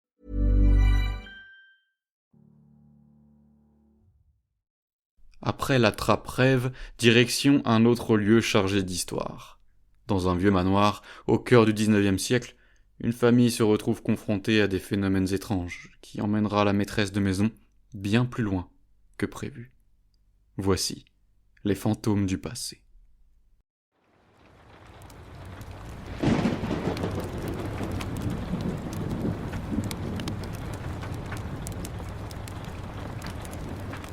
Nous sommes en France, au 19e siècle. Cette nuit-là, la pluie battait contre les fenêtres du manoir, créant un martèlement sourd sur les vitres épaisses. Dans la pénombre de sa chambre, Geneviève d'Ambreuil veillait, son regard posé sur le berceau qui oscillait doucement sous l'effet d'un courant d'air invisible. Son fils dormait. Il était là, paisible, minuscule dans ses draps de lin blanc. Son souffle régulier était à peine audible, perdu dans les craquements du bois et le feu qui mourait lentement dans la cheminée. Elle aurait dû être soulagée, mais son cœur battait trop fort. L'émotion sûrement. C'était un bouleversement, un mélange d'épuisement et d'exaltation. Après des heures de souffrance, Louis était né, un fils légitime, un héritier. Elle caressa ses tempes du bout des doigts, cherchant à apaiser le trouble qui la gagnait. Mais au lieu du soulagement, il y avait autre chose. Un sentiment plus diffus. Comme une tension, un vertige. Elle tenta d'ignorer cette sensation en rabattant un pan de couverture sur le bébé. Il était parfait. Il allait avoir une belle vie, une belle maison. Un destin tracé.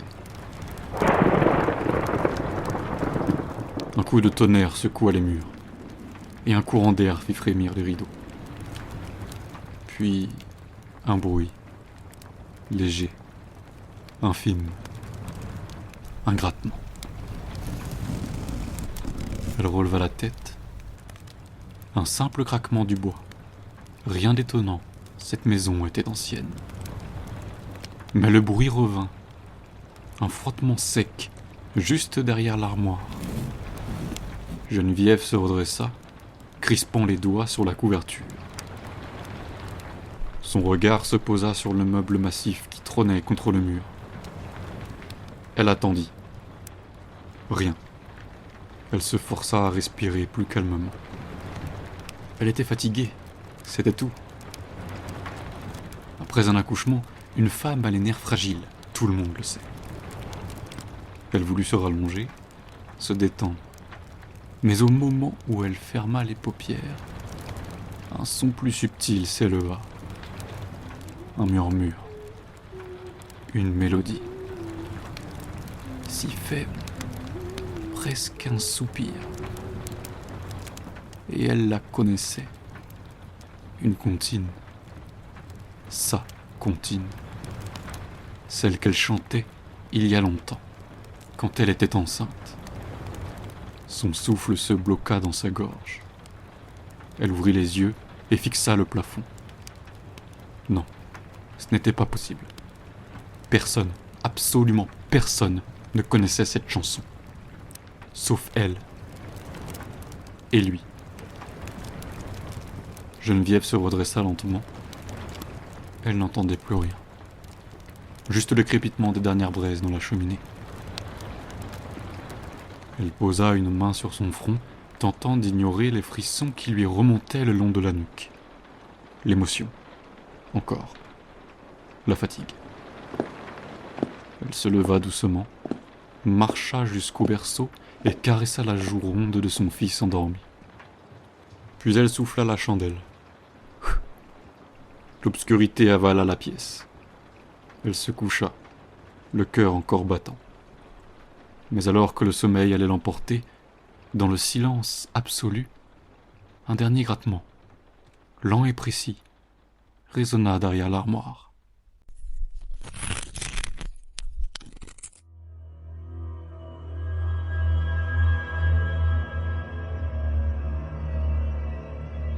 Le temps passa, Louis grandit. C'était un enfant joyeux, rieur, qui illuminait le manoir de ses éclats de voix et de ses courses effrénées dans les couloirs. Geneviève le regardait s'épanouir avec un mélange d'amour profond et de soulagement. Il était la preuve vivante qu'elle avait tout fait correctement. Et pourtant, parfois elle sentait encore cette tension diffuse, cette sensation de malaise qui semblait flotter dans l'air, comme une ombre qui glissait sur les murs. Mais elle se refusait à y prêter attention. C'était du passé. Louis avait 3 ans quand il lui parla du bruit dans les murs pour la première fois. Ce fut un matin ordinaire. Il était assis sur le tapis du salon, entouré de ses jouets en bois, concentré sur l'assemblage d'une petite tour. Geneviève cousait près de la cheminée, profitant du calme de la matinée. Puis, sans lever les yeux, il dit cette phrase. « Maman, il gratte encore ?» Elle releva la tête, son aiguille suspendue en l'air. « Qui ça, mon chéri ?» Louis haussa les épaules. « Celui qui chante la nuit. » Geneviève sentit son cœur rater un battement. « Quelqu'un chante ?» Louis hocha la tête sans cesser son jeu. « Oui, mais il chante faux. » Elle sentit un frisson lui parcourir l'échine. Elle avala lentement sa salive, tentant de garder une voix calme. « Tu as dû rêver, Louis. » L'enfant ne répondit pas et retourna à son jeu. Geneviève, elle, ne reprit pas sa couture. Les années passèrent, et lorsqu'elle eut son deuxième enfant, il tenut exactement le même discours que Louis. Les nuits de Geneviève devinrent plus agitées. Elle se réveillait parfois avec l'impression d'avoir entendu quelque chose se déplacer entre les cloisons. Mais lorsqu'elle tendait l'oreille, il n'y avait que le silence. Elle voulait croire que tout cela n'était qu'une illusion. Mais alors, pourquoi son sommeil devenait-il de plus en plus léger ? Pourquoi ressentait-elle ce frisson dans le dos chaque fois qu'elle passait près de l'armoire ? Un soir, un domestique affolé entra dans la chambre de Geneviève. C'était Pierre, l'un des valets les plus anciens de la maison. Un homme robuste, d'un naturel plutôt discret, qui n'était pas du genre à s'inquiéter pour un rien. Ce soir-là, pourtant, il était livide. « Madame !» hésita-t-il, essoufflé. J'ai vu quelque chose.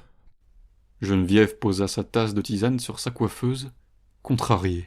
« Qu'y a-t-il, Pierre ?» « J'ai cru voir une silhouette dans l'aile ouest. » Elle fronça les sourcils. « Un rôdeur ?» Le valet secoua la tête. « Je ne sais pas, madame. J'ai entendu du bruit, alors j'ai pris une lampe et je suis allé voir. Dans le couloir près de la bibliothèque, j'ai aperçu quelqu'un. » Son souffle se coupa un instant. « Il a couru. » Le silence s'épaissit dans la chambre. « Vous l'avez reconnu ?»« Non. » Il semblait hésiter. « Mais ce n'était pas l'un de nous. » Geneviève sentit un frisson lui remonter l'échine. « Pourquoi dites-vous cela ?» Pierre baissa la voix. « Parce que cette chose ne faisait presque aucun bruit. »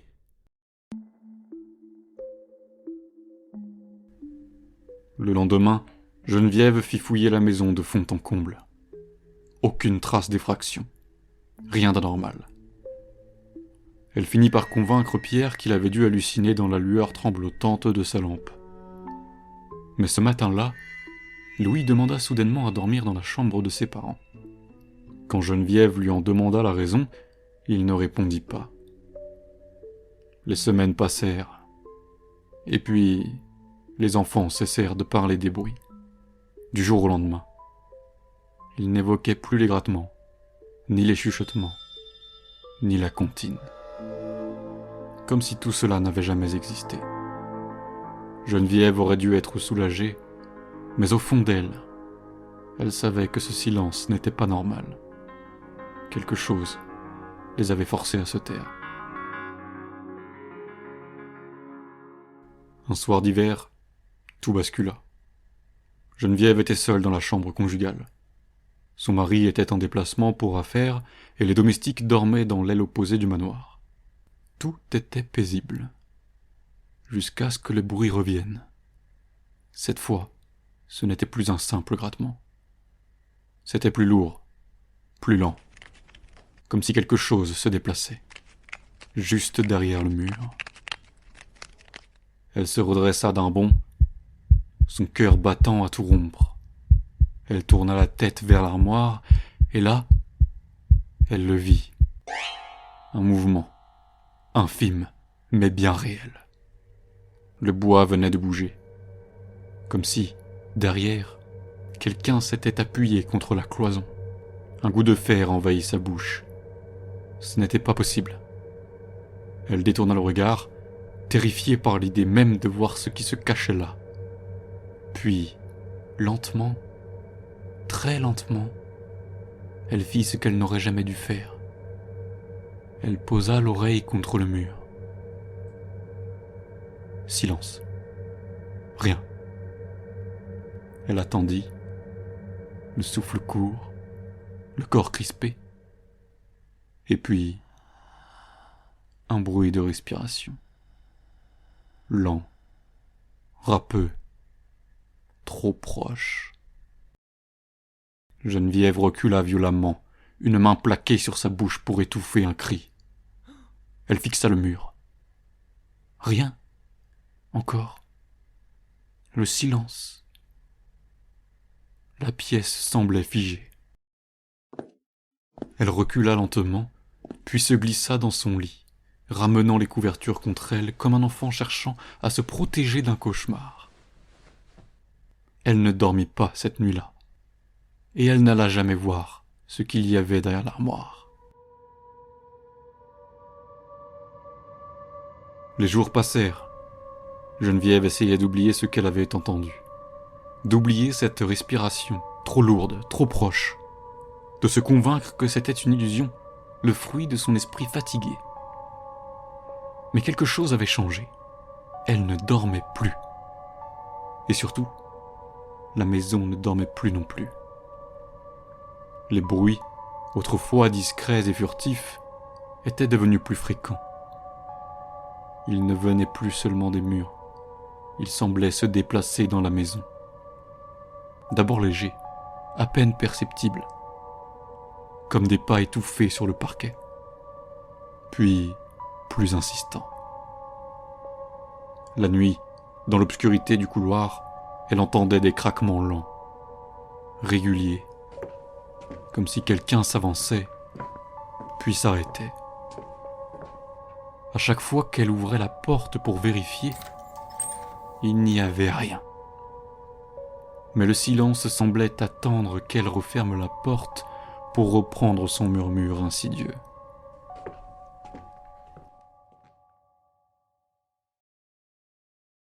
Puis il y eut la porte entr'ouverte. Une nuit, en quittant la chambre pour aller chercher un verre d'eau, elle s'arrêta net dans le couloir. À l'autre bout du corridor, une porte était entrebâillée. Elle resta figée. Cette porte n'aurait pas dû être ouverte. C'était celle du grenier, un endroit où personne ne montait. Sa gorge se noua, elle tendit l'oreille. Rien. Et pourtant, elle savait. Quelque chose était là. Elle s'approcha lentement, le souffle court, sentant son cœur cogner contre sa poitrine. L'ombre du grenier s'étalait sur le sol, noire et profonde. Elle avança la main vers la porte, mais alors qu'elle allait la refermer, elle se referma toute seule, d'un coup sec, comme si quelqu'un l'avait poussée de l'intérieur. Elle lâcha un cri étouffé et recula d'un bond. Elle resta un instant paralysée, incapable de bouger. Puis elle se força à faire demi-tour, à retourner dans sa chambre, à refermer la porte derrière elle. Elle voulait croire que ce n'était rien. Mais cette nuit-là, une fois de plus, elle ne ferma pas l'œil. Le matin, elle interrogea les domestiques. Quelqu'un est monté au grenier cette nuit ? Tous nièrent. Mais Pierre, lui, sembla hésiter. Il s'approcha d'elle et, à voix basse, il lui souffla. « Madame, vous êtes certaine que c'est bien la première fois que cette porte s'ouvre toute seule ?» Elle le fixa. Il jeta un regard vers le couloir, comme s'il craignait d'être entendu. Puis il ajouta, presque à contre-cœur. « Les autres domestiques ne veulent pas en parler, mais vous ne trouvez pas étrange que tous les chats du domaine aient disparu depuis des mois ?» Geneviève ne répondit pas. Elle ne voulait pas savoir. Elle refusa d'y penser. Mais ce matin-là, lorsqu'elle entra dans la chambre de son fils, elle trouva Louis recroquevillé sous les couvertures. Il tremblait. Elle s'agenouilla près du lit, inquiète. « Mon ange, que se passe-t-il » Il resta un instant silencieux avant de murmurer d'une voix tremblante. « Je veux partir d'ici. » Elle fronça les sourcils. « Pourquoi dis-tu cela » Il releva lentement la tête et, dans un murmure à peine audible, il souffla. « Parce qu'il m'a parlé, maman. » Un frisson lui parcourut l'échine. « Qui ça » Louis ouvrit la bouche, puis se ravisa. Il détourna les yeux, fixant un point invisible sur le mur. Geneviève posa une main sur son bras. « Mon amour, qui t'a parlé » Louis serra les poings sous les draps, puis, après un long silence, il lâcha simplement. « Celui qui vit dans la maison. » Geneviève sentit son corps se raidir. Un vertige la prit. Elle se redressa lentement, sentant la pièce devenir plus étroite. Elle savait qu'elle ne devait pas poser cette question. Elle savait que la réponse allait la terrifier. Mais elle la posa quand même. « Et qu'est-ce qu'il t'a dit » Louis tourna enfin la tête vers elle. Son visage était livide. Ses lèvres tremblaient. Puis il murmura. « Il m'a dit qu'il avait attendu assez longtemps. »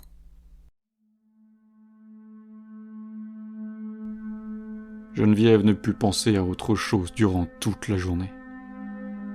Elle tenta d'interroger Louis à plusieurs reprises, mais l'enfant restait silencieux.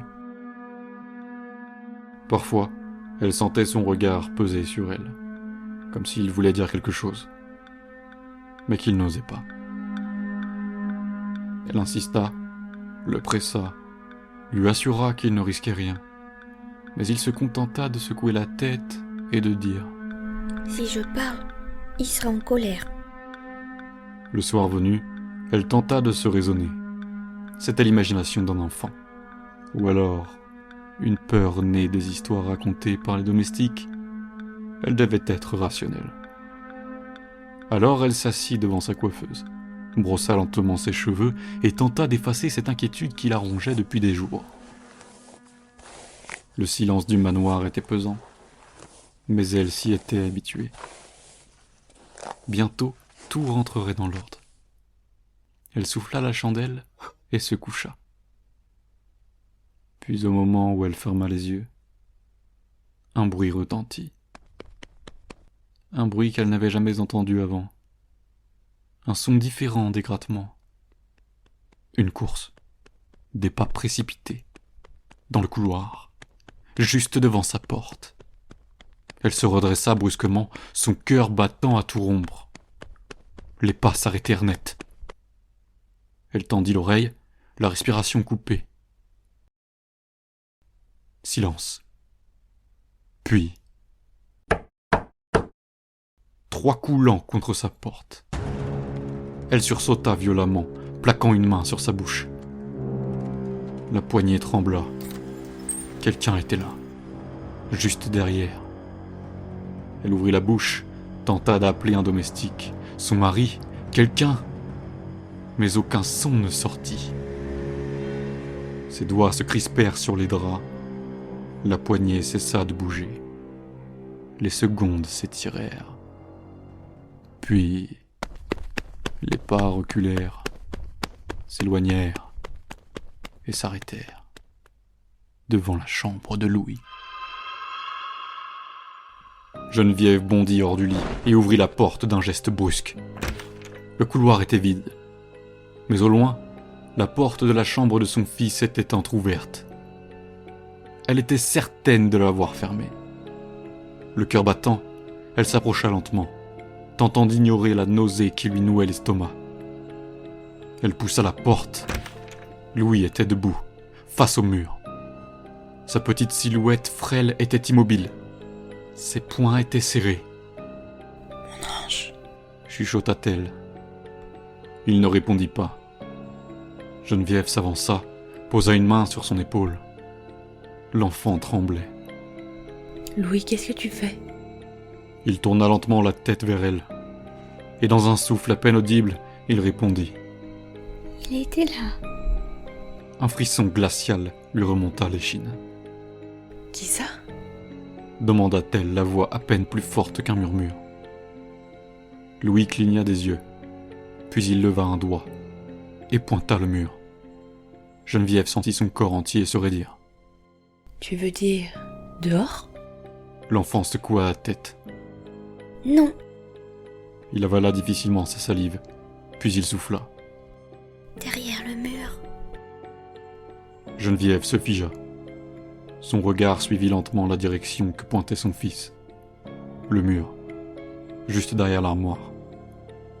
Un goût métallique envahit sa bouche. Elle ouvrit la bouche, mais aucun son n'en sortit.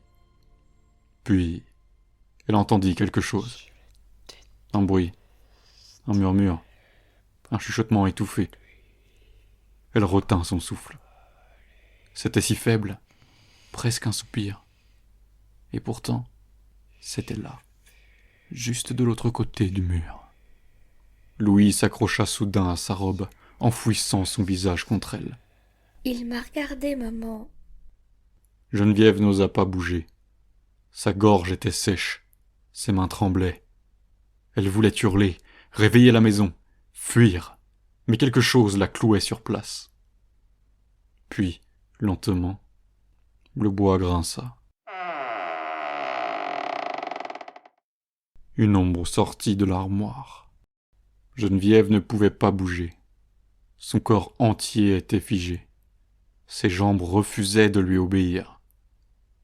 L'ombre devant elle était immobile, mais elle savait. Elle savait qu'il l'observait. Son souffle rauque emplissait la pièce. Était-il essoufflé ? Avait-il couru pour venir jusqu'ici ? Ou bien était-il toujours resté là ? Un frisson glacial parcourut son échine. Il fit un pas en avant. La lumière de la fenêtre dévoila son visage. Et Geneviève s'effondra.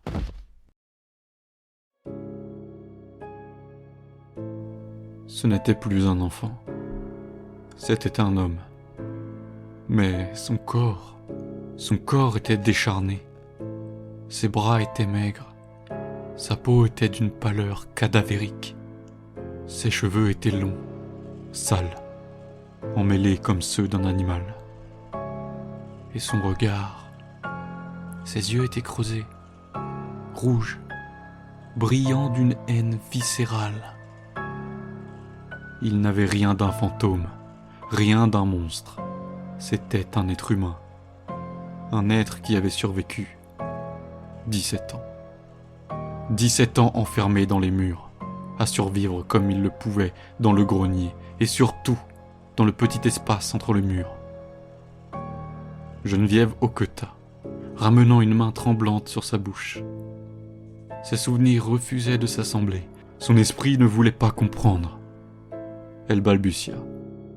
Tu es... Sa gorge était sèche. Ses lèvres tremblaient. Elle ne pouvait pas prononcer son prénom.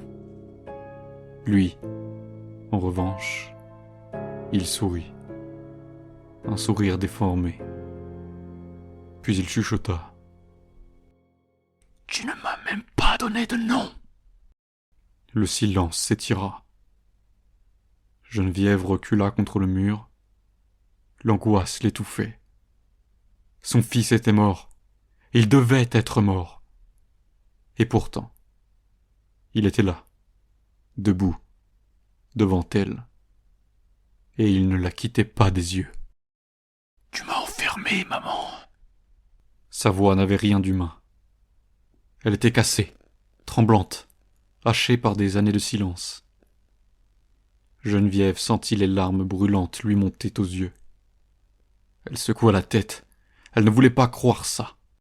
Je n'avais pas le choix. Mensonge. Il sourit de nouveau. Puis il répéta plus fort. « Tu m'as enfermé, maman !» Il s'avança. Lentement. Geneviève recula jusqu'au mur. Sa respiration était trop rapide. Son cœur cognait contre sa poitrine. Elle chercha une issue, mais il bloquait la porte. Il ne voulait pas qu'elle parte. Et alors qu'elle ouvrait la bouche pour parler, il hurla.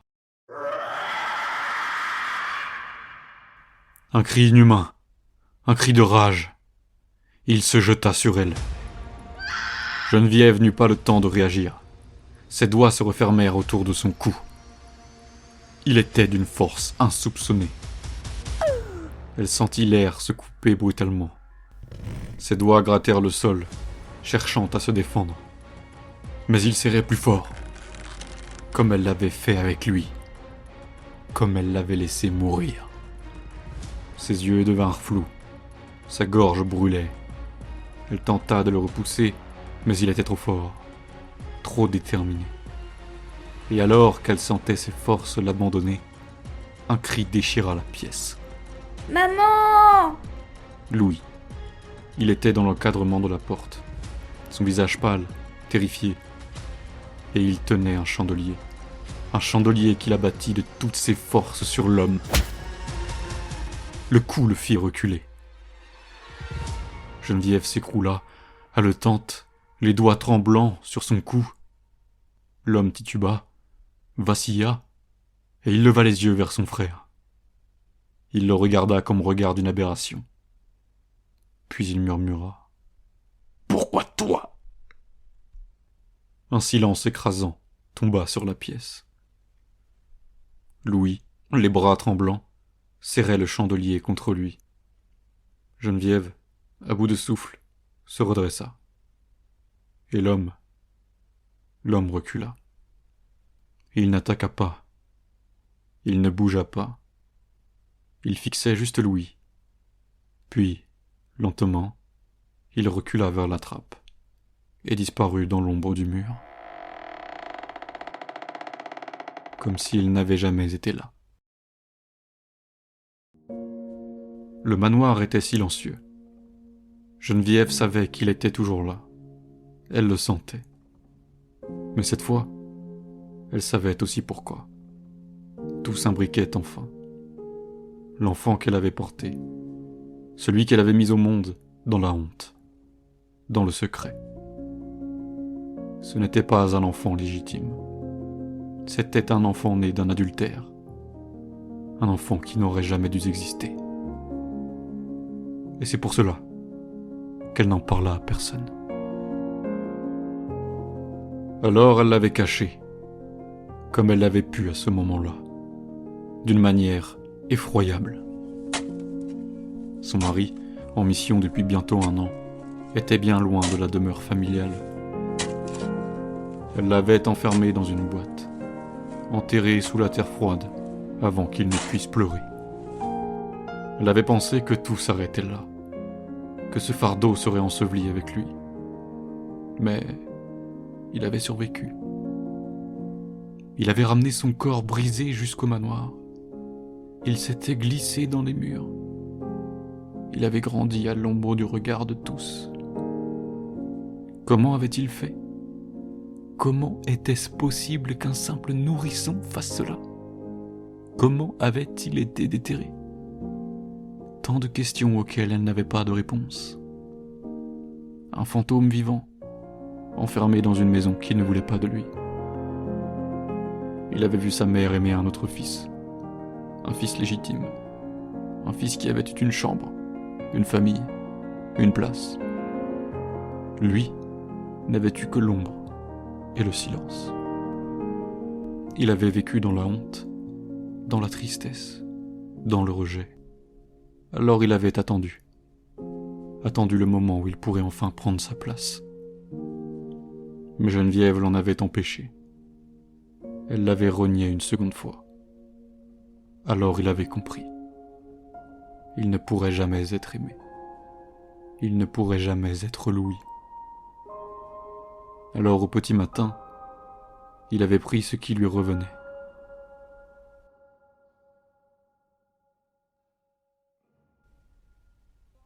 Quand Geneviève se réveilla, Louis n'était plus là. Tout comme son autre fils. Leur lit était vide. Son cœur rata un battement. Elle sauta hors du lit, hurla leur nom. Aucune réponse. Mais au fond d'elle, elle savait déjà. Elle courut hors du manoir, pieds nus, tremblante sous le froid du matin.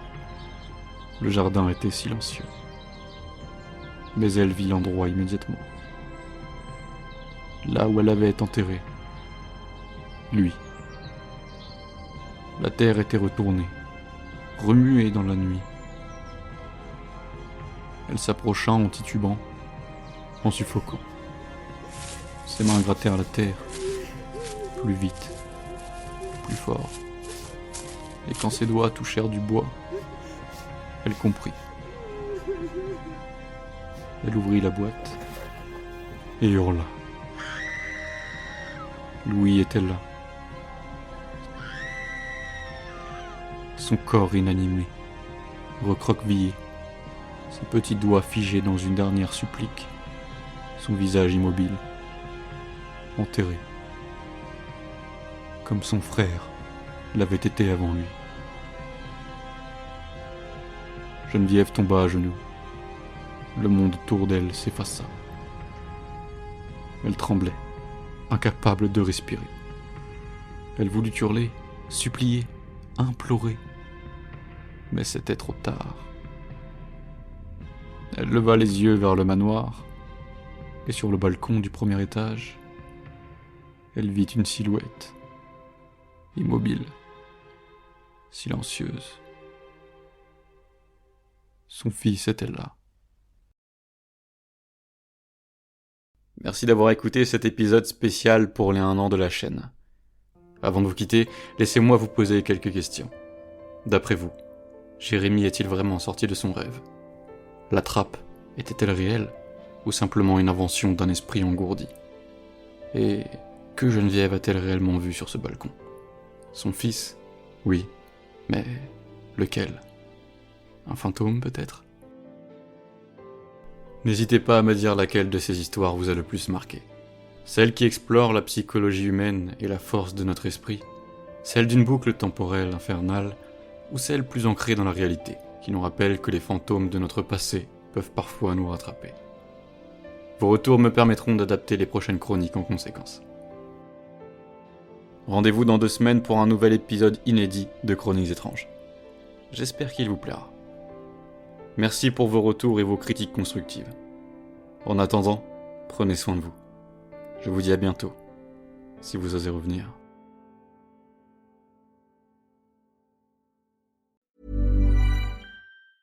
El rugido de los aficionados, el ritmo de las porras, la intensidad en la cancha. Esto es más que solo un partido de fútbol. Con DraftKings Sportsbook, esta es tu oportunidad de convertir cada jugada en una gran ganancia. Descarga la app de DraftKings Sportsbook y usa el código HEART. Ese es el código HEART para que los nuevos usuarios reciban $200 en bonus bets al instante cuando apuestes solo $5. En asociación con DraftKings, la corona es tuya. ¿Problemas con el juego? Llama al 1-800-GAMBLER. En Nueva York, llama al 877-8-HOPE-NY o envía un mensaje de texto con la palabra HOPE-NY al 467-369. En Connecticut, hay ayuda disponible para problemas con el juego. Llama al 888-789-7777 o visita ccpg.org. Juega responsablemente. En nombre de Boot Hill Casino and Resort, Kansas. Debe ser mayor de 21 años. La elegibilidad varía según la jurisdicción. No válido en Ontario. Pueden aplicarse cargos en Illinois. Las apuestas de bonos son de un solo uso. La apuesta no se incluye en las ganancias y caducan después de ser otorgadas. La oferta finaliza el 29 de septiembre 2025 a las 11:59 p.m. hora del este. Los términos en DraftKings.com/sportsbook/promos.